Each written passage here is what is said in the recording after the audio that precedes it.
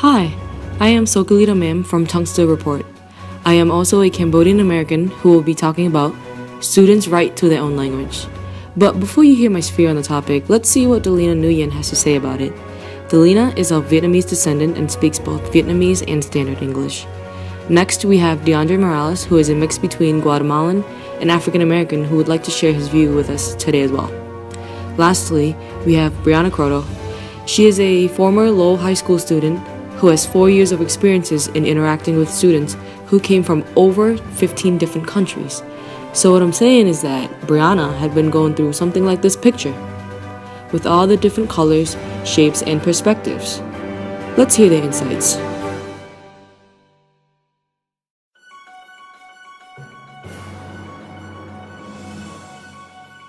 People who speak different languages from other people definitely separate them, especially in school, because you often are viewed as different from everybody else. And when you make friends with people who you connect with, and usually that's with your own group, like your own race, and with people who share the same values as you. Especially in high school, where you're all together, you tend to gravitate towards those people. I think the people who speak languages aren't necessarily separated from others who don't speak their language. I just think that if you speak another language with others and you're like sort of like in a group, I feel like others will kind of look at your group and think like you guys are an exclusive group because you guys are speaking that language. But I'm sure that people who speak multiple languages, like English for an example, they're gonna see them and be like, oh, they speak English as well, you know. There's like, we're not separated, like they just have their group of friends. So I don't think necessarily they're separated. I think they're just having their group of friends or anything like that. So I think it is very important for students who can speak other languages to speak other languages.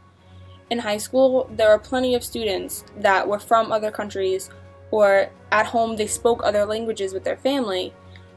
And to them, it was easier for them to understand the material they were learning in school if they could learn it in their own languages. And it also gave students who are not used to speaking other languages or who don't speak other languages at home the exposure to cultures and other languages around the world. And especially the world we're living in today, the way America's going, it is very important for people to have exposure on different cultures and have diversity.